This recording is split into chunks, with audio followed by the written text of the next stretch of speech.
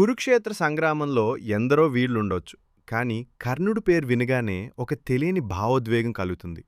ఆయన కేవలం ఒక యోధుడు మాత్రమే కాదు, ఓటమిలోనూ గెలిచిన మహోన్నత వ్యక్తి. సూర్యపుత్రుడిగా పుట్టిన సూతపుత్రుడనే ముద్రతో జీవితాంతం అవమానాలు భరించాడు. అస్త్రవిద్యలో సాటిలేని మేటి అని తెలిసిన కులం పేరుతో రాజసభలో తృణీకరించబడ్డాడు. శాపాలు వెంటాడినా, అస్త్రాలు సహకరించకపోయినా, రథచక్రం భూమిలో కూరుకుపోయినా, భయమంటే తెలియని సింహంలా పోరాడి వీరమరణం పొందాడు. ప్రాణరక్షణ ఇచ్చే కవచ కుండలాలను కూడా దానంగా అడిగితే వెనుకాడకుండా కోసి ఇచ్చిన అపరదాత. అందుకే లోకమాయన్ని దానవీర శూర కర్ణ అని కొలుస్తుంది. తనను ఆదరించిన దుర్యోధనుడి కోసం అది అధర్మం అని తెలిసినా సరే, స్నేహం కోసం ప్రాణాలను పణంగా పెట్టిన నిలువెత్తు నిదర్శనం కర్ణుడు. లోకం గెలిచినవాడినే గుర్తిస్తుంది అంటారు, కానీ కర్ణుడు ఓడిపోయి కూడా కోట్లాది మంది గుండెల్లో గెలిచాడు.